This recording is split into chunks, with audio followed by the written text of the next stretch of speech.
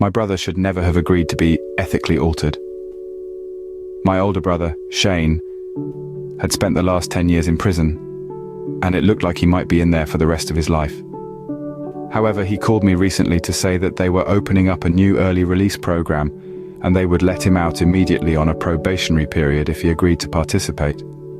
Some sort of new process, an ethical alteration to prevent future criminal activity. God, how I wish now that he had just told them no. Growing up, Shane was my hero. My mum has had a rough life.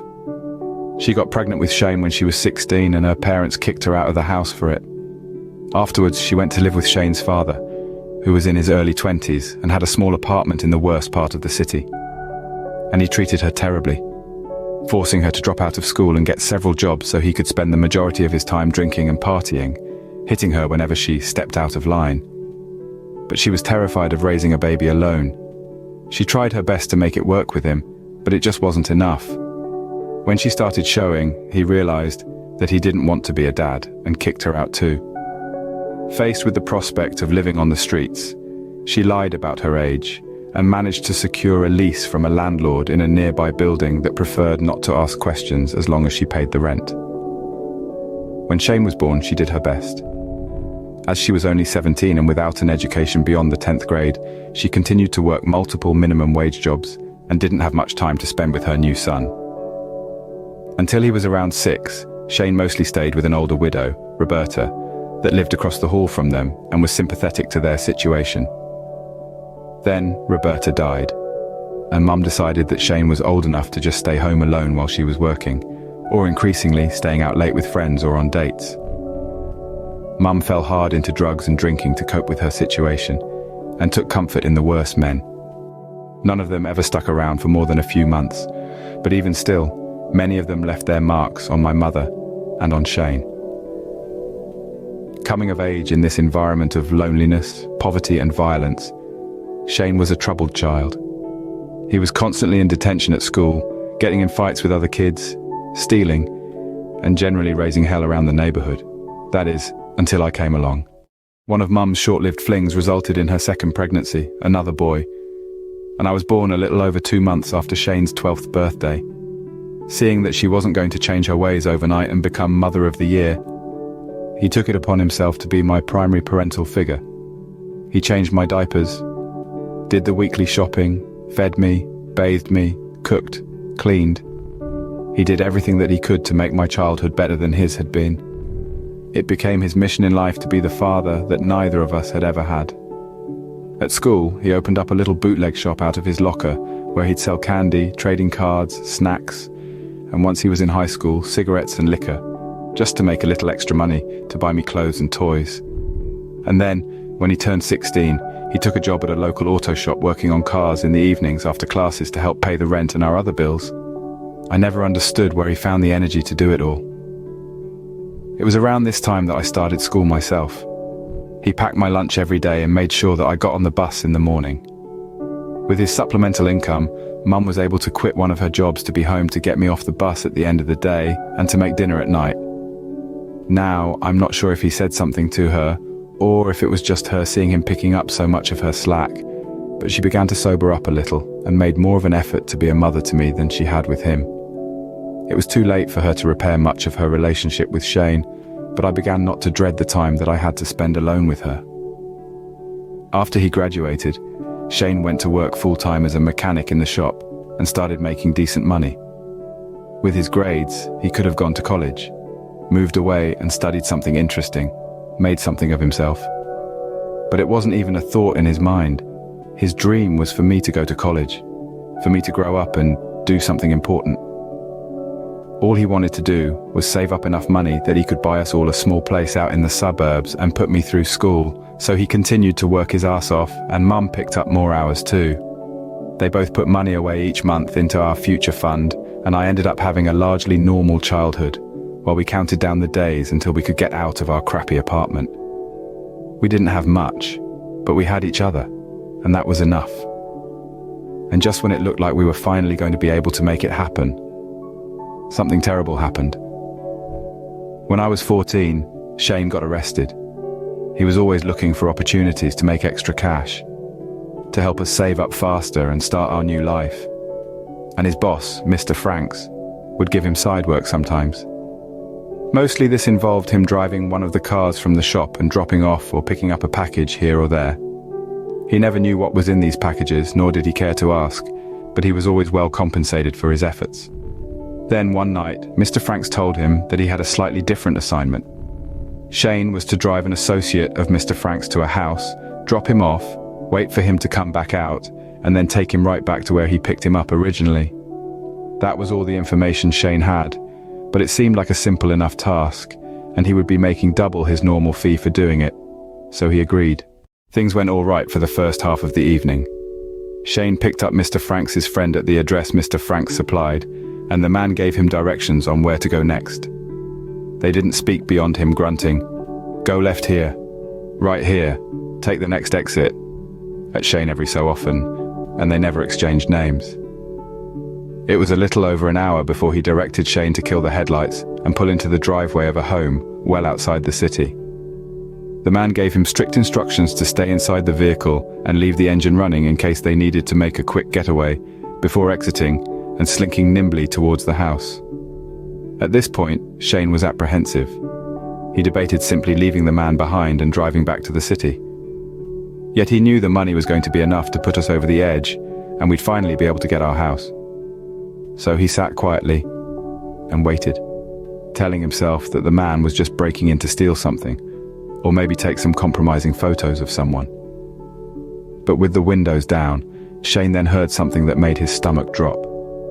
Several quick pops came from inside the house, and Shane looked up to see flashes of light in the upstairs window corresponding with them.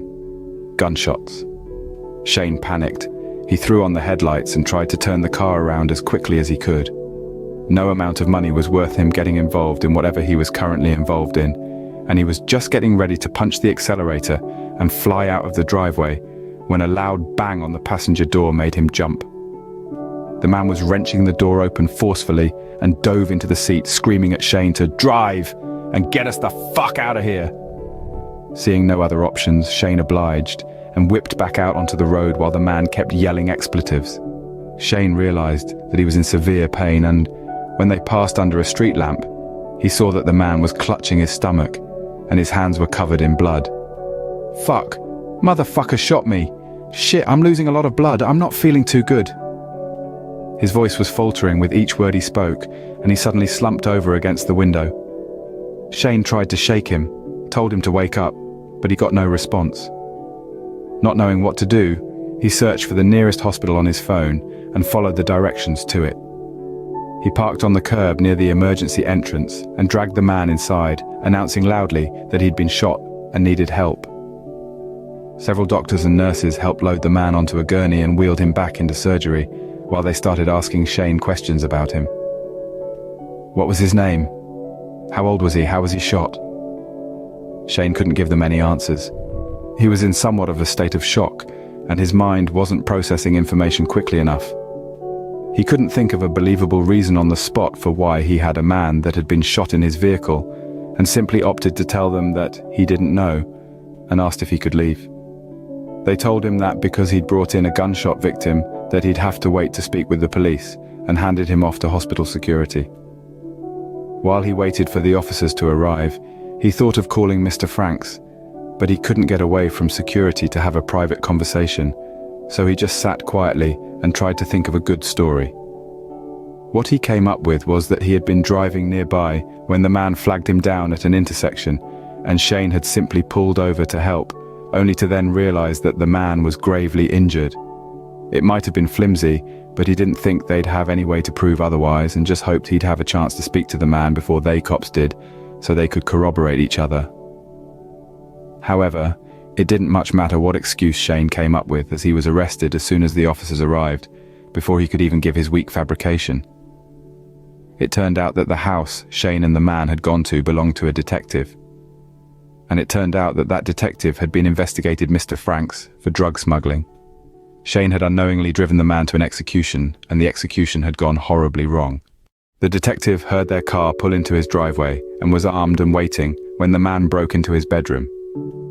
They'd exchanged several shots with one another, and the detective had been fatally hit in the head while his wife took a round to the chest. The executioner must have thought she was dead, or was so flustered at having been shot himself that he didn't make sure she was gone before leaving the house. She'd been able to call 911 and explain what happened before expiring herself. Given she'd told them that her husband managed to shoot their attacker, the police had been put on high alert for any gunshot wounds arriving at local hospitals, and when they relayed all this information to Shane as they arrested him, he broke down and confessed to the whole thing.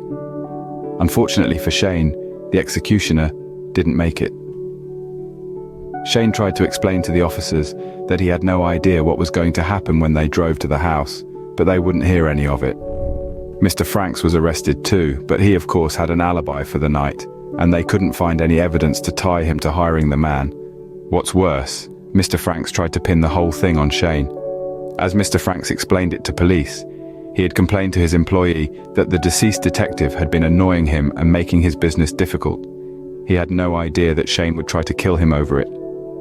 The evidence showed that Shane had been driving the car, and there was nothing forensically to tie him to actually being in the house or having pulled the trigger, so they charged him with accessory to murder. With his word against Mr. Franks and no hard evidence either way, they didn't believe they could prove that Shane had indeed planned the whole thing, but they could definitely prove that he'd helped the murderer kill a detective and his wife in cold blood. They threw the book at him. We spent all the money that we had on his defense, even though he tried to tell us not to. But no matter how much we worked to argue that Shane hadn't a clue what he was doing that night, we couldn't prove it, and the court wanted to see justice for such a heinous crime. He was given a sentence of 30 years to life and hauled off to the state penitentiary, with us barely having time to say goodbye. For the next 10 years I visited him as often as possible, and he called me whenever they'd let him. Mum and I had ended up destitute again after the trial, and our hopes of moving on to better things were dashed. She fell back into her old ways, and I was left with the burden of trying to keep us both afloat.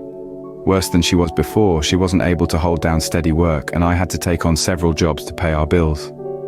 No matter her faults, she was still my mother, and she had been good to me for years. I couldn't just leave her to die in squalor. Mine and Shane's dreams of me going to college once I graduated high school evaporated. Yet Shane remained optimistic.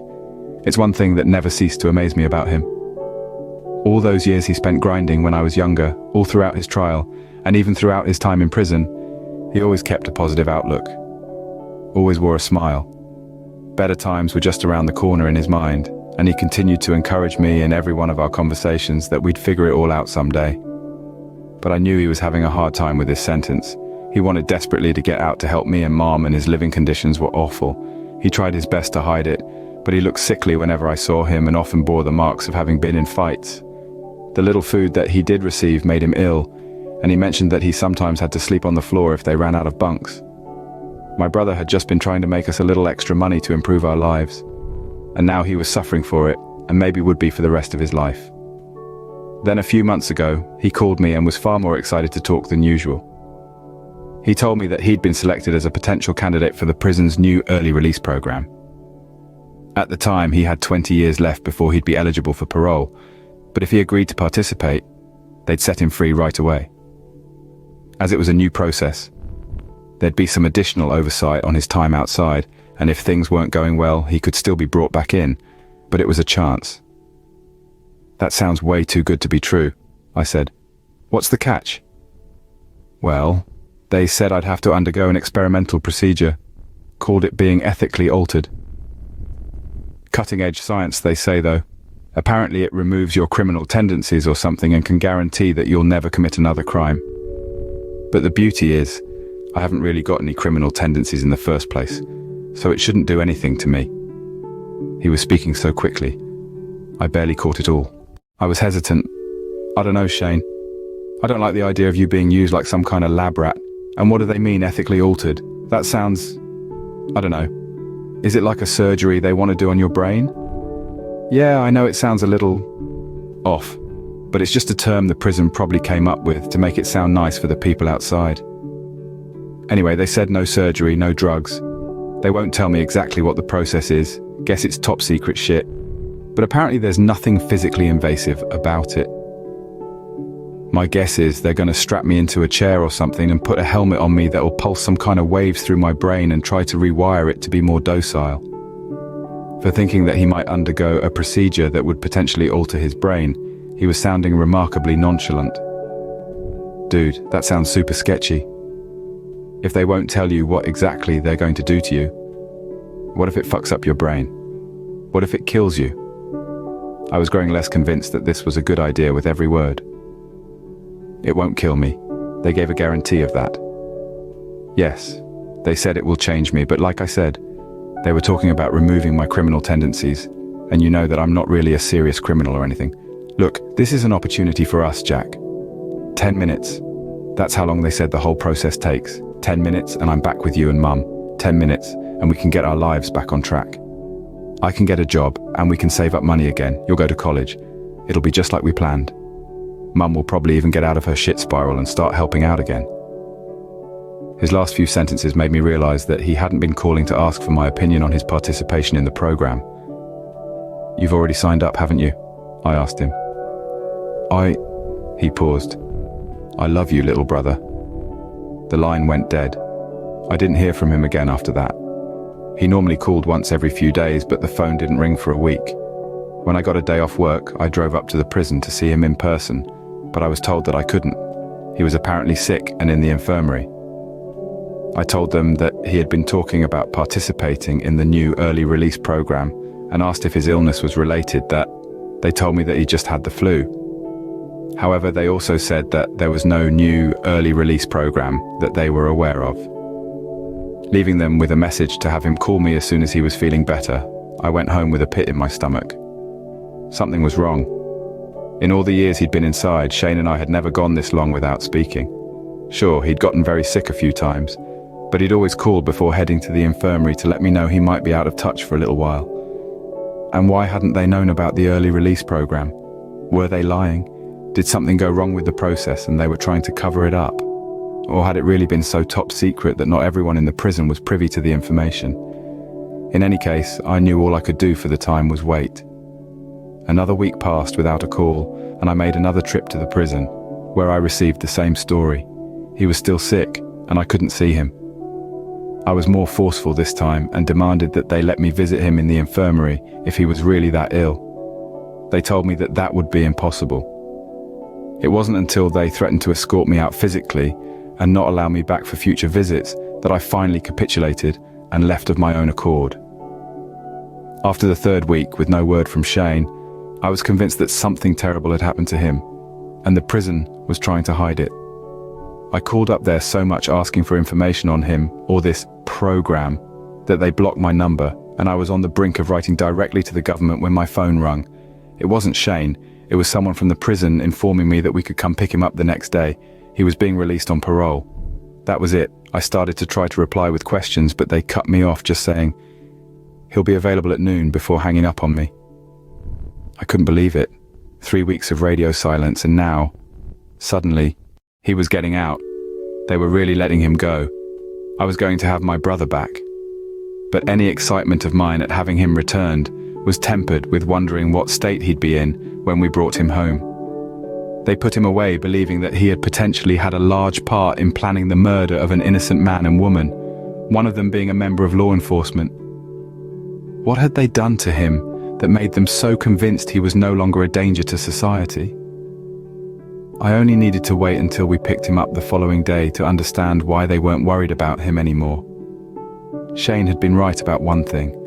Mum was different with the prospect of him coming home. She only had half her normal morning helping of vodka and actually ironed her clothes, although her hands were shaking so badly as she did it that it didn't help much. We even had our first real conversation in years about how things were going to be okay now that he was coming back. Yet when we saw him, we quickly realized that it wasn't going to be the homecoming we'd hoped for. Shane was different. The smile that he always wore was gone. In fact, all the life that normally filled his face seemed to be missing. He wore a vacant expression and stared into the distance as if he recognized nothing in front of him. When I called his name, he turned to face me, but it was as if he only did it because he recognized the word Shane and not his brother's voice. I wrapped him in a hug and asked if he was okay, told him how happy I was to see him and that he was free. He didn't hug me back. His arms lay stiff at his sides. Shane had always been a big hugger, especially with me, and I'd expected that on his first day of freedom, he'd give me a huge squeeze. I got nothing. Pulling back, I grew worried. "Shane, what the hell? Are you okay? What did they do to you?" I shook him slightly as I asked. "I feel okay."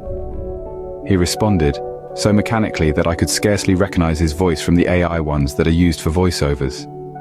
Just when I was about to begin screaming at the guards that were helping escort him to explain what was wrong with him, a thin, dark-haired woman in a lab coat approached us and introduced herself as Dr. Kochik, head of the new program. "Are you Shane's brother?" she asked. "He listed you as his post-release guardian." "Yeah, I am." "What the fuck did you do to him?" I snapped at her. She considered me coolly. "Your brother is one of the first people to undergo a revolutionary new process that is going to change the way we handle criminal justice in this country. No longer will we need to lock away the worst members of our society forever. We'll be able to give them the alteration, and they'll be able to rejoin the rest of us. You should be proud of him," she said with an air of condescension. "That's not my brother." I didn't like her superior attitude. "Shane has never stood still for more than 10 seconds in my entire life. Look at him." Shane hadn't moved an inch from where the guard that was escorting him stopped him when we walked up. He looked over towards me and Dr. Kochik whenever he heard the word Shane. But then, realizing we weren't speaking directly to him, turned his head straight forward again and stared blankly into space. "You need to lower your voice." She bore an expression of annoyance. "I understand that the effects of the process may be shocking at first, but you'll see in time that he's better off this way. You have to remember that your brother committed a heinous crime and likely would have done something similar in the future had we let him out via the normal process. In any case, the effects cannot be reversed. What we need to discuss now is the path forward." "Fuck you, lady," I was seething. "You don't know shit about him. He was innocent. He was a good man. And what do you mean, the effects can't be reversed?" "You change him back. Change him back now. I don't care if he sits in here for the rest of his life. At least he'll be himself." She was starting to mark some things off on a clipboard, and I could tell was only half listening to me. Looking up, she began, "Again, the process is irreversible, and you'll find that your brother signed a binding agreement to participate in this trial.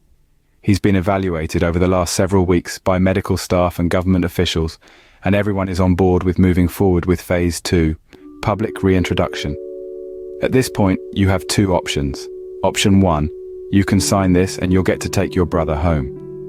For the first month, you'll call me daily to discuss how he's doing, and we will make periodic home visits to inspect in person. We'll help him get work so he can start contributing to society again, like a law-abiding citizen. You will not disclose anything about this process to anyone, and if anyone should ask how he got out early or why he's acting so differently, you'll simply say that he's been reformed and he was released early due to good behavior and overcrowding.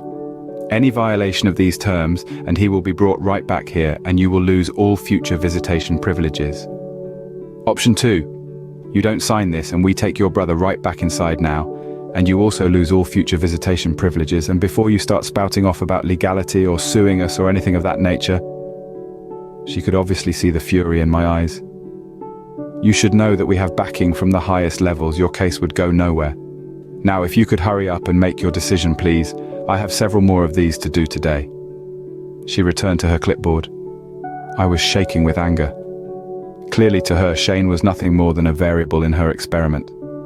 He wasn't a person, a brother, a friend, a human at all. Just a note on her clipboard, an alteration for her to study. But what choice did I have? She had all the power and she knew it. If I fought her or refused, she'd take Shane away and I'd never see him again. And if he'd been living poorly before, it would be nothing to how I imagined him living inside now, sitting on his bed day in and day out, wasting away with that blank stare on his face. Wrenching the clipboard from her hands, I signed the agreement. We rode home in near silence. Both Mom and I tried to ask Shane questions about the process he underwent, but all he could tell us was, "I don't remember." I was just about to ask him what he did remember, to see if he even really knew who we were when he abruptly announced, "I am tired. I need sleep." Again, his voice had no emotion behind it. It sounded as if a computer was reading off lines of code. Wondering now if they'd turned him into some sort of cyborg, I looked in the rear view, half expecting to see red eyes staring back at me, but I was surprised to find he'd already fallen asleep. Instantly, as soon as he'd said it, he'd needed sleep, he went to sleep, like it was the next line in a command string. I made a plan to go over his entire body with the metal detecting wand that I had at home from one of my security jobs as soon as we got through the door. When we arrived at the apartment complex and parked the car, he was still snoring. I had to open the back door and shake him slightly to wake him. In the past, when I'd woken him from a deep slumber, he'd always been a little grumpy. It was the only time I was cautious around him. On instinct, I stood slightly back as he opened his eyes, awaiting a tirade of frustration and asking for 5 more minutes. But he just stared straight ahead again. "Shane." I said his name. He turned to look at me but didn't reply. "Hey, we're home. You can get out of the car now and we can go inside." I wondered how much of his behavior was due to the alteration and how much might be due to him having been in prison for 10 years and always having to be told what to do. "Okay." His vocal cords made the sound, but it's hard to describe. It wasn't his voice. I know that doesn't make much sense, but I've heard that voice for 24 years. I know the quality, the cadence, the inflection. It just wasn't him. Mum had already given up. She'd started crying on the drive home, and the minute we parked, she'd run upstairs. I knew to go hit the bottle, or maybe something stronger. Shane exited the car, and I closed the door behind him. Surprisingly, he started walking towards the elevators like he knew where he was going. I decided not to say anything and see if he remembered where he lived. He hit the up button as he should have, and he selected the correct floor once he was inside. When we exited on our floor, he made a direct line for our unit. I followed him closely and watched as he opened the door, just as he'd done hundreds of times before.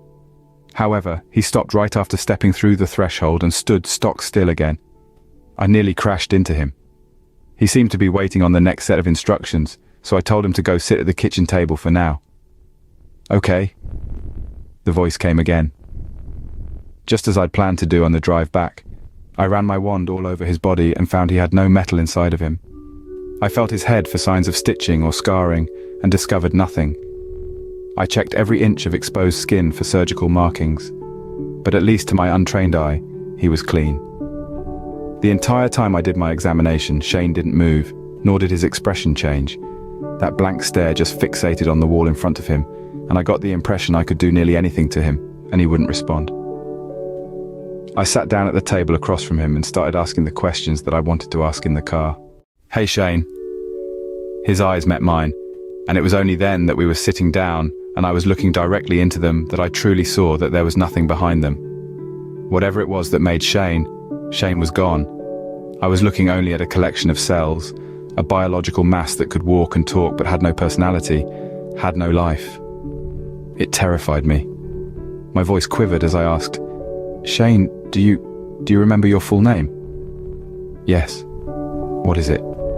"Shane Theodore Thompson." It was like he was recalling data stored away in a hard drive. "Do you know who I am?" "Yes." "Who am I to you, and what is my full name?"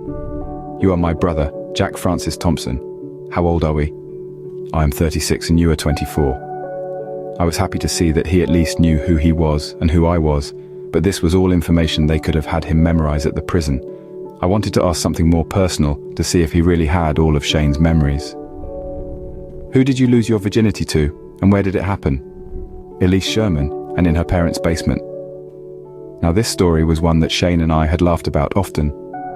Elise's father had come downstairs while they were in the middle of the deed, and he chased Shane out of the house with Shane's pants around his ankles.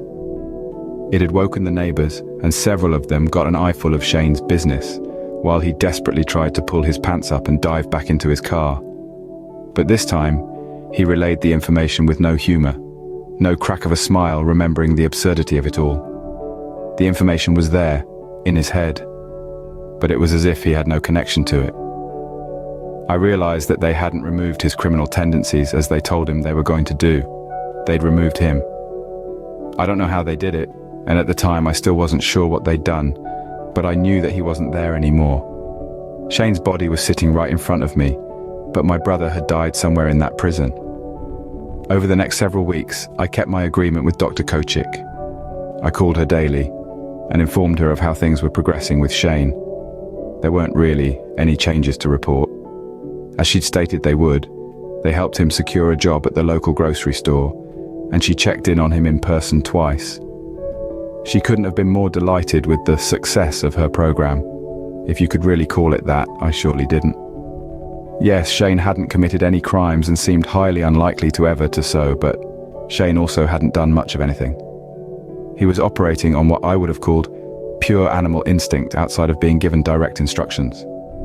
When he was hungry, he ate, thirsty, he drank. When he needed to use the restroom or sleep, he did that as well, but beyond that, I had to tell him to do anything. Shower, brush his teeth, get dressed, go to work.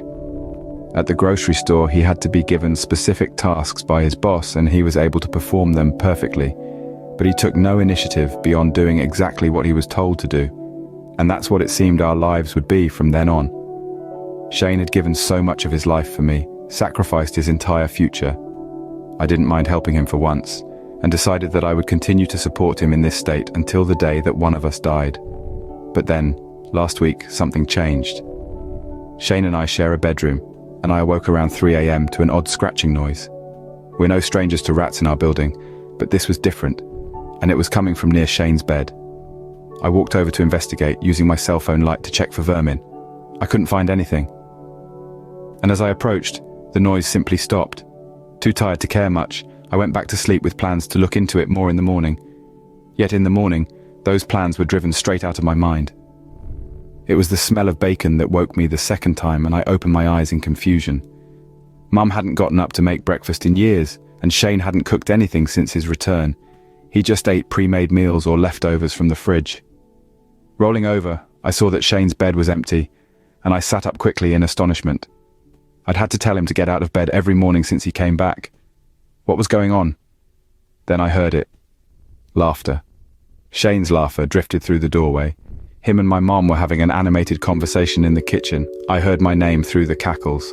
Bleary-eyed, I walked in to join them, and saw that Shane was at the stove, happily frying up breakfast, while Mum was at the table smiling and having a cigarette. "Speak of the devil," Mum said, and Shane spun around. He ran over to me, spatula still in hand, and wrapped me in a massive hug. Stunned, I only feebly returned it as he said, "Good morning, little brother. So glad you're awake. We were just talking about the time that you tried to make me a birthday cake and you mixed up the salt and the sugar." He started laughing hard and pulled back. I was at a loss for words. He was acting just like his old self. Was I dreaming? As he tried to step back towards the stove, I grabbed his face with both of my hands and looked directly into his eyes. There was life there again. But still, there was something off about them, a darkness I didn't remember from before. There was a sudden flash of black, and I leapt back, gasping. "What's the matter, Jack? Still shocked at how much better looking I am than you?" He laughed some more and went back to his cooking. It was a trick of the light, I told myself. Just be happy that he's acting like himself again. Maybe after a few weeks the effects lessen or something. But I couldn't shake the feeling that there was a coldness in Shane's laughter that hadn't been there before. Whatever my reservations, we had the best family breakfast we'd had since Shane was put away. We reminisced about old times, talked about our future. I nearly cried at how happy I was to have my brother truly returned. After he left for work, I called Dr. Kochik to give my update, and I debated whether I should tell her the truth. Shane's behavioral change was positive in my view, but she might not see it the same way. Maybe she'd want to take him back and do the process over again. But the first words out of her mouth when she picked up were, "Is he acting differently today?" She sounded anxious. Her tone made me nervous. Maybe something had gone wrong with some of the other participants. Yeah, he was acting like his old self this morning. He even got up and made breakfast," I replied. "Did you notice anything strange about him?" How did she know? "Nothing serious. I just thought there was a kind of, I don't know, his eyes looked different. What's going on?" "Shit. Just hang tight. I'll come out and check in on him tomorrow." And she suddenly hung up. My heart was hammering. She knew something. She'd been expecting exactly what I told her. I tried to call her back, but it went straight to voicemail. For the rest of the day, I tried to act as normally as possible, just as she'd instructed. I went to work myself, but had a hard time concentrating. I wondered how Shane would be that evening. But when he returned from his shift, he did so with a bag full of groceries in his arms and announced loudly that he was going to make us a 5-star meal. Seeing his smiling face pushed my concerns down, and I chalked Dr. Kochik's behavior up to her process, possibly failing. Maybe whatever she'd done had reversed itself, and she was not, in fact, going to revolutionize criminal justice in this country. With that thought, I wondered if this might be the last night I'd have with my brother, before they hauled him back to the prison to do more tests or simply lock him away again. I decided if that was the case, that I should stop my worrying and just enjoy the evening with my family. We ate, we drank, we laughed, we sang. It was a perfect night, until we fell asleep. I awoke again around 3 a.m. The scratching had returned, louder this time, and I looked over towards Shane's bed. "Fuck!" I whisper-yelled, as I sat up and slid back towards the wall. Shane was sitting bolt upright in his bed with his feet down on the floor. He was glaring at me. There was a malevolent grin on his face, illuminated by the digital clock on his nightstand. "The fuck are you doing, man?" I yelped. There was something about his presence. It was dark and heavy. It made the air around me oppressive, and I was struggling to get full breaths in. He didn't reply, just kept watching me. His eyes were cold, and as I stared into them, I caught movement behind him. A shadow was crawling across his wall, a shadow with red eyes and long, spindly hands. He opened his mouth, and a voice that I did not recognize emanated from it. "Shh, go back to sleep, little brother." There was no love behind the words. It was malice. It was evil. My eyelids sagged, and I collapsed back onto the bed. I tried to fight it, but exhaustion overcame me, and I fell back into a deep sleep. The next day I didn't wake up until noon. Shane had already left for work, and I had 6 missed calls and a flurry of texts from my manager asking why I hadn't shown up for my shift. I played the events of the night before back in my mind and tried to tell myself it was a dream, that there was no way it could be real. But when I looked over at Shane's bed, I saw there were deep gouges in the wall behind it. Gouges that looked like they'd been made by massive, clawed fingers. Something clicked into place. I formed a theory on what they'd done to Shane at the prison. I think they removed his soul. I don't know how they did it. I don't know if it was magic or if it was science, but I think the soul that had inhabited Shane's body, the very thing that made him who he was, has been ripped out. Dr. Kochik never showed up for her visit, and she stopped answering my calls. When I contacted the prison directly, they said a Dr. Kochik had never worked there and told me there was no record of a Shane Theodore Thompson even serving time at the facility. They've abandoned us. They're trying to cover this up. He's getting worse by the day. He can move things without touching them. I've heard him speak in languages I can't understand. I'm sure this is happening to more of them that went through the process, to more of them that they ethically altered. Because I don't think they considered that if they removed the souls that inhabited these people, they left them open to be inhabited by something else.